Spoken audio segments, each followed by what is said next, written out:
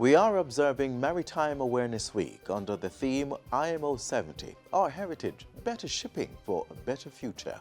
And today we'll tell you more about the job opportunities in the sector, plus more police in the streets to maintain public order. Hello, I'm Adrian at Kingston and this is Jamaica Magazine. Also in our show, we continue to share the message to search for and destroy mosquito breeding sites. Please stay with us.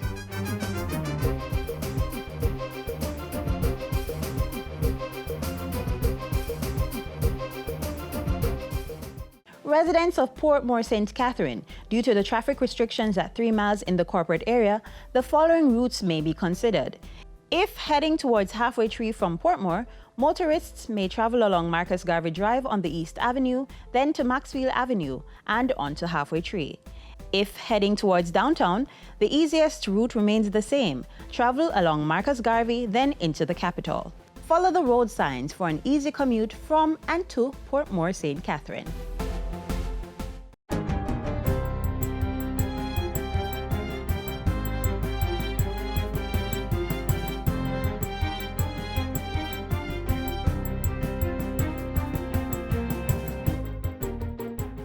Good day, I'm Theodore Henry, and this is your JIS News for Thursday, September 27. Prime Minister Andrew Holness has pledged to work with United Nations members and the private sector in mobilizing climate financing to support the implementation of the Paris Agreement. The Prime Minister's commitment comes as he's been asked by the UN Secretary General to work with French President Emmanuel Macron to lead the political initiative.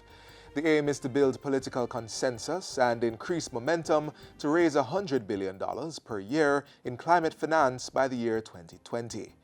Prime Minister Holness also spoke to the importance of not only securing the funding, but also securing access to these funds by small island developing states. The Prime Minister is in New York at the UN headquarters for the 73rd session of the United General Assembly. He's used his assignment to meet with and assure the Jamaican diaspora that strategies in place to deal with crime on the island are bearing fruit. Prime Minister Holness, in his capacity as CARICOM chairman, also launched Caribbean Moves on Thursday. It's an initiative to raise awareness about controlling non-communicable diseases. Finance Minister Dr. Nigel Clarke has committed his ministry to a more timely disbursement of pension payments to public sector workers. Minister Clarke says this will be facilitated with the implementation of MyHR Plus and the Public Employees Pension Administration System. All that is going to be required in the near future is the information is pulled down from the software system, it's verified, and your pension payment begins the very next month. The rollout of the software will start in the next financial year. Dr. Clarke was speaking at a Victoria Mutual Pensions Management seminar on Tuesday. MyHR Plus is an integrated HR and payroll system which captures a range of employment information for personnel across the public sector. The Public Employees Pension Administration System, PEPA software, meanwhile will provide for timely processing of pension applications and payment of benefits. The revised sexual harassment bill is ready for sign-off, so says Gender Minister Olivia Grange. At Wednesday's Women's Media Watch Forum, Minister Grange said the bill now reflects revisions recommended by Cabinet. This includes the establishment of a sexual harassment tribunal to hear all sexual harassment matters. Also in the revised draft, the designation of field officers from the Bureau of Gender Affairs as authorized officers.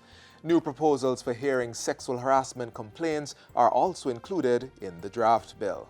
The Prevention of Sexual Harassment Bill seeks to protect women and men from unwanted sexual advances, requests for sexual favors, and crude sexual behaviors that affect quality of life.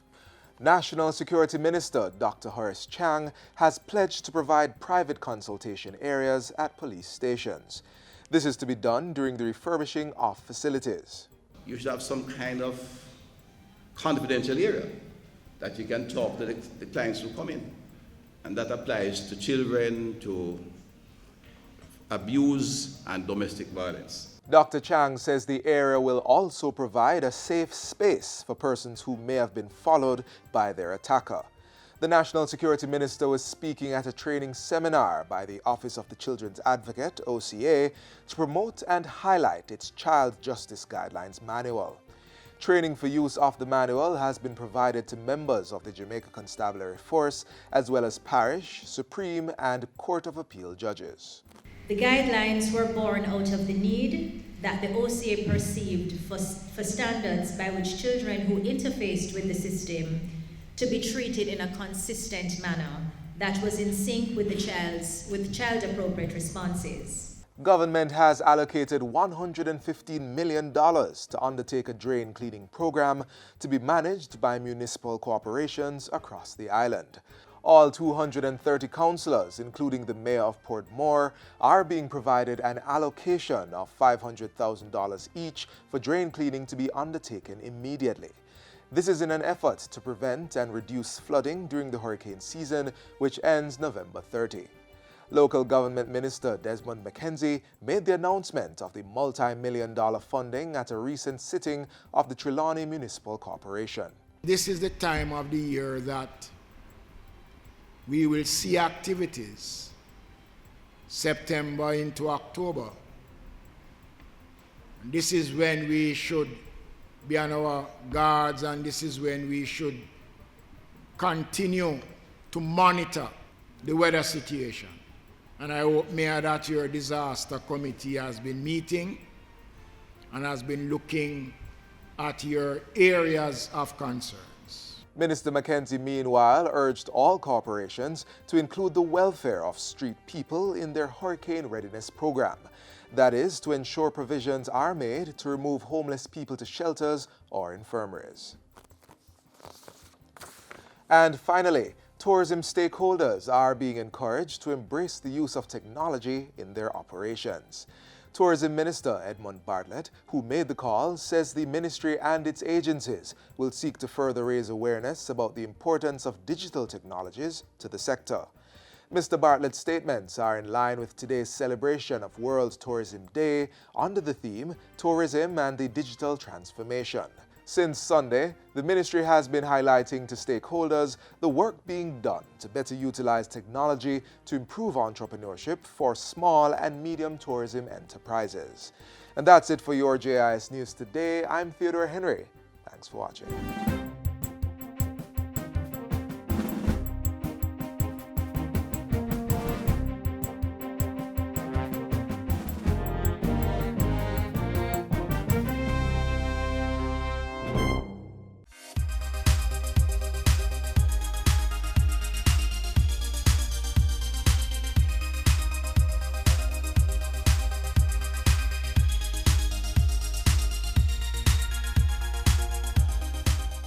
The Jamaica Constabulary Force has increased its presence in the streets to maintain law and public order.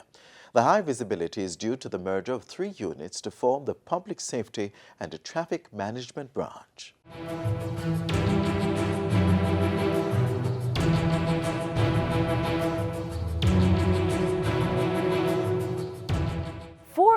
And 62 new recruits added in August and September.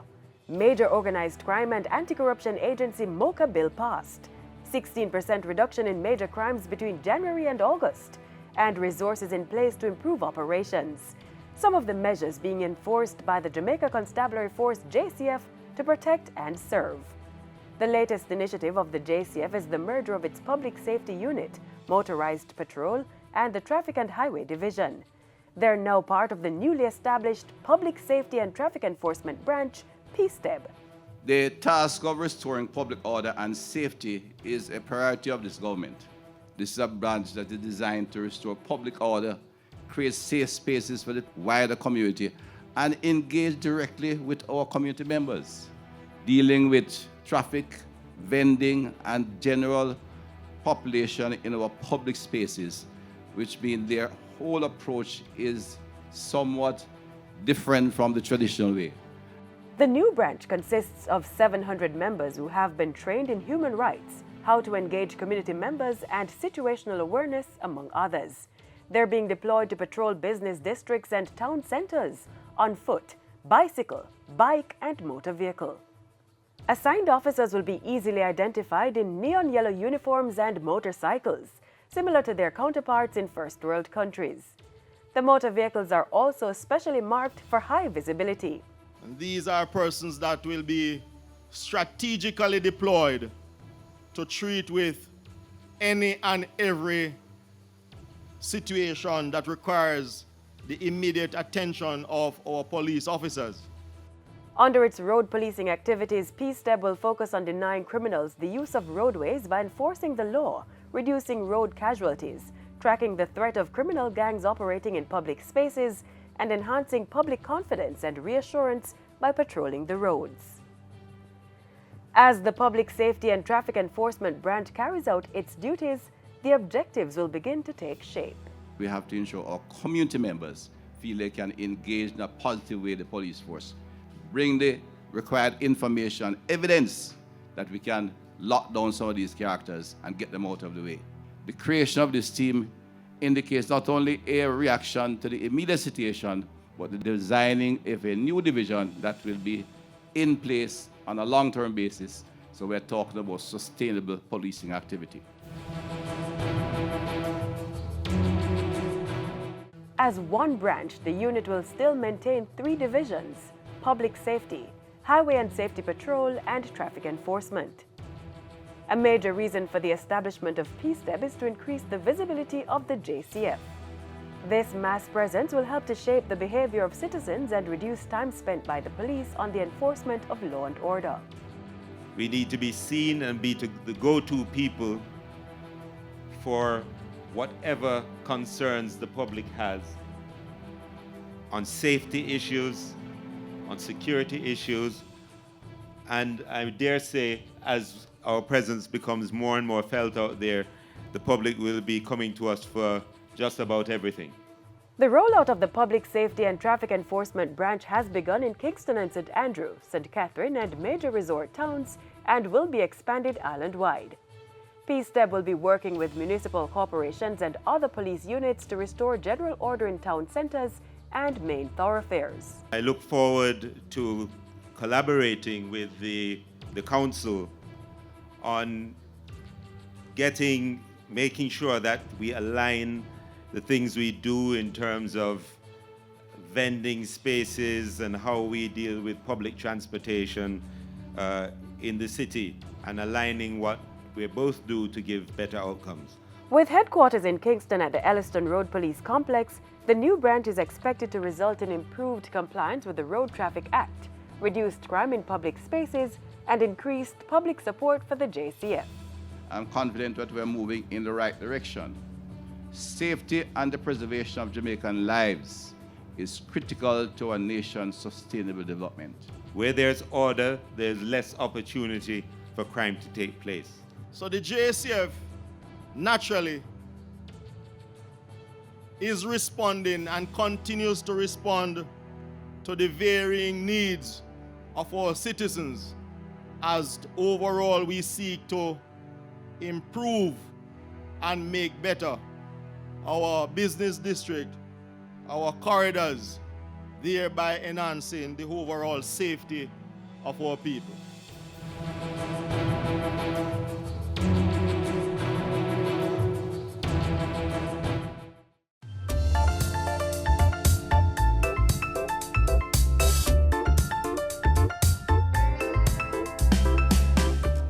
We've been experiencing rainfall across the island recently, and if we aren't careful, we may see an increase in mosquitoes. So here's a reminder to destroy their sites. As Shireen Huntley-Jones will show you, the Ministry of Health is leading the way.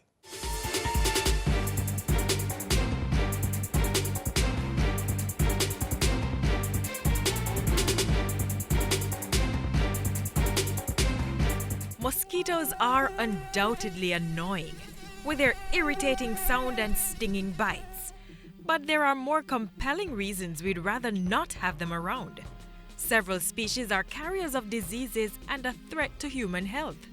Of most significance to Jamaica is the Aedes aegypti mosquito, known to transmit dengue fever, chikungunya, yellow fever, and the Zika virus. Only female mosquitoes bite, doing so to get the blood they need for egg production. And therefore, only female mosquitoes transmit these viruses. The Aedes aegypti mosquito is what we call a timid feeder. So she's easily disturbed when feeding. It means that in one night, she may feed on several persons before she takes her complete blood meal. Each time she feeds, she secretes that substance. And in the secretion of the substance, the pathogen is passed on. So in one night, one female Aedes aegypti mosquito is able to infect more than one person. The female Aedes aegypti mosquito is a prolific breeder. One female Aedes aegypti mosquito is able to lay up to 200 eggs each time she lays her eggs. So one mosquito can populate an entire area.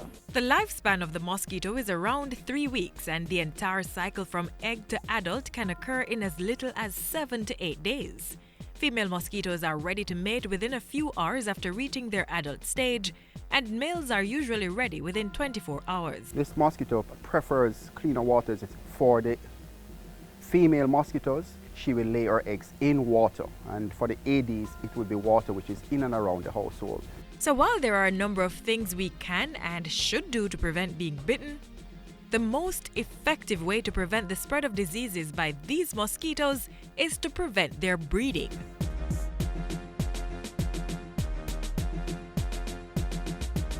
The Aedes aegypti mosquito is a mosquito that breeds in a containerized environment. They do not breed in rivers and drains, but they breed in containers that can be found in and around where persons dwell. So come with us and let us show you some of those breeding sites. This is a typical dish drainer that we find in most homes. And under most dish drainer is a tray that collects the water that comes off the dishes. And believe it or not, we have found breeding in several homes in these dish drainers. Yes. You can see that we have water that has settled. If this water does not evaporate quickly, it can lend itself to the breeding of the Aedes aegypti mosquito. So you not only have to empty the dish drainer, but you have to scrub to remove those eggs. This is the typical saucer that we will find under a plant. The rain has reached into fallen, it has collected water, and right now it is steaming with the Aedes aegypti mosquito. Do you have some of these in your home? Aedes aegypti prefers water that is a little bit on the cleaner side, and it's found in a shaded environment. So what should we do with something like this? It's quite simple. You need to throw away the water.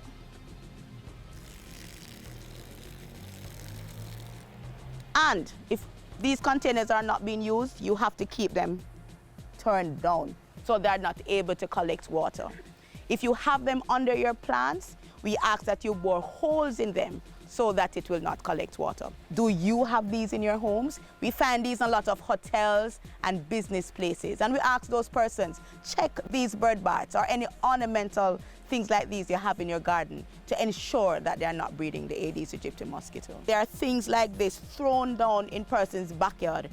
Old equipment, old furniture, old fixtures that are taken from homes, especially during construction. These are also able to hold water. And if they're holding water and sit for a while in the environment, they will also breed mosquitoes. And so we have found breeding in wheelbarrows, in old refrigerator, in old sinks such as this one. And we ask persons, if you're throwing out these, please ensure that they are positioned in such a way that they will not collect water. Many persons, when they do have their drums, most times drums do not have any covers. So there is a mesh cover which is so designed to replace the missing covers. It is lightweight, and what we do is just simply slip it over,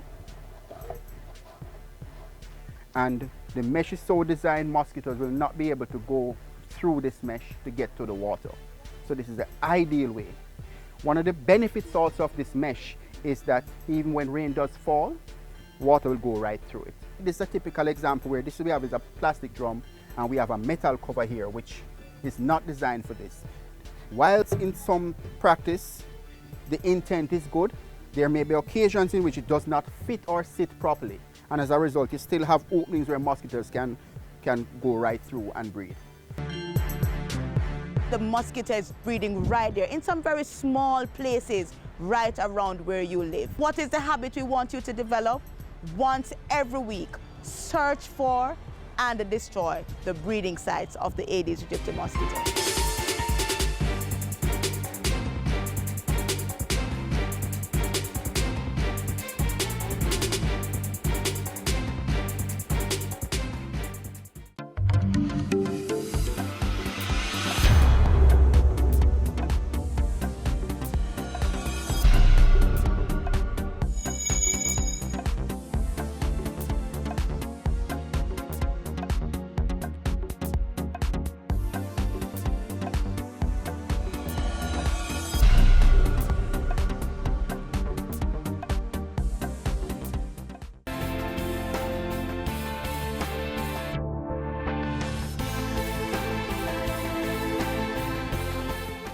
Are you undecided about which career option to choose?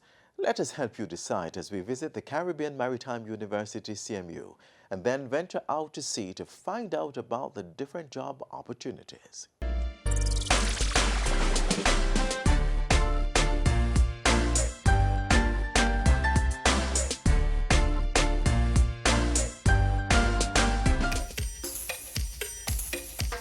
Aruba, Jamaica, ooh, I wanna take you, Bermuda, Bahama, come.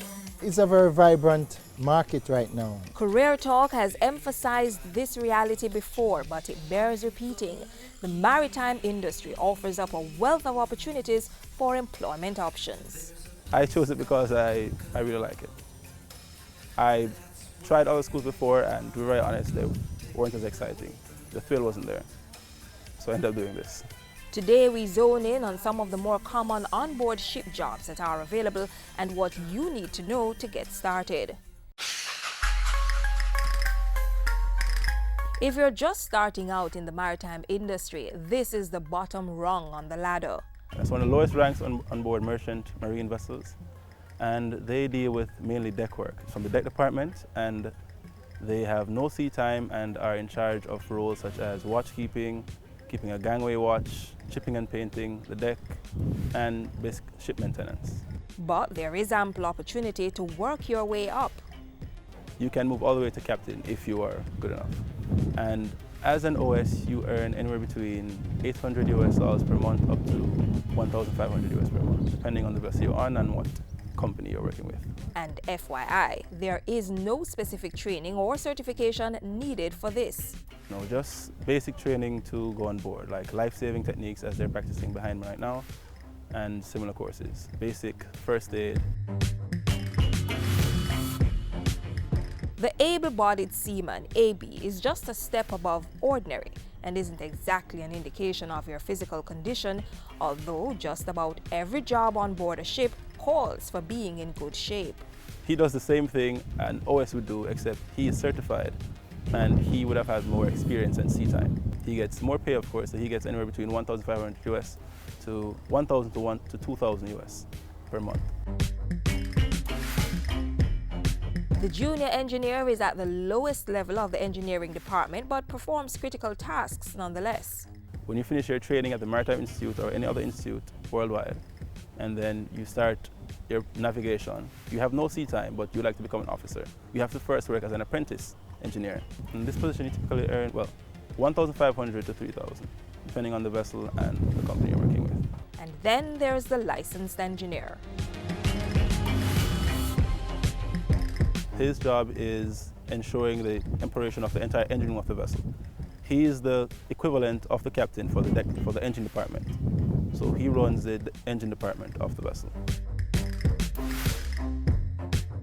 The chief officer is the right hand of the captain. So the captain has overall responsibility of the vessel. The chief officer is in charge of the deck department. The chief officer is in charge of the bosun, all the navigational officers, and everyone else that works on the deck. He gives them the daily roster of duties, yes. He's in charge of the navigation of the ship and its safety. Now, think about a crew of men and women of whatever size working on a ship for months. What would happen if they are not fed often and well? Ship owners know that is not a scenario you want played out, which is why they hire stewards. That is the chief cook on board the vessel. He's in charge of preparing all the meals. He would have a team at times, depending on the size of the vessel. He would normally have a mess man or maybe 2 mess men, depending on the size of that vessel. His earning potential is anywhere between $2,000 to $4,000. Remember, whichever maritime job you do seek out, there are some constants. It comes with a high level of discipline. It comes with commitment.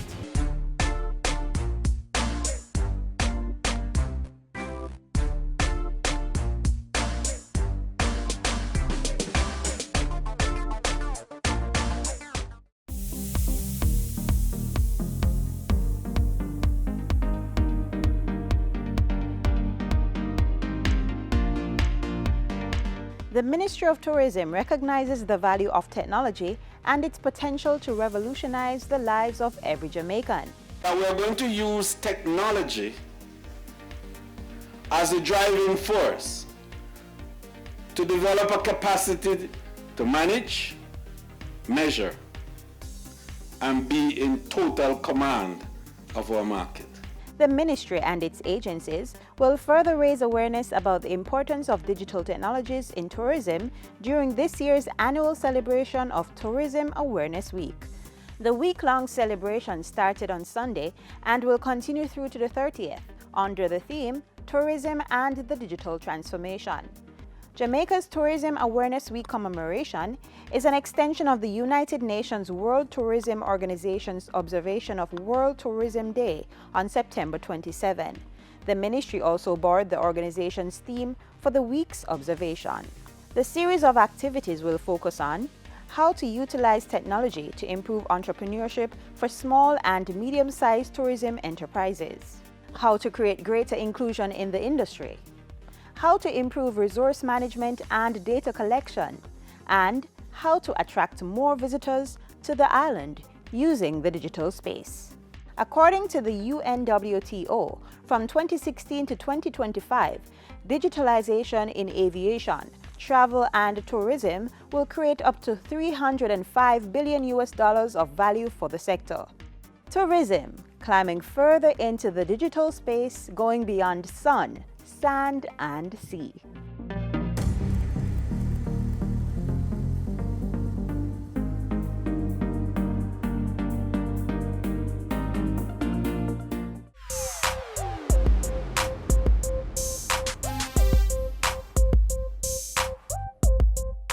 As we close today's show, we ask that you stay connected via our website, jis.gov.jm.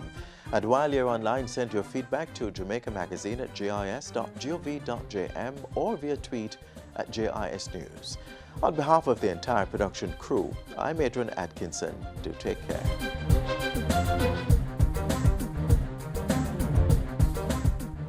This has been a production of the Jamaica Information Service, the voice of Jamaica.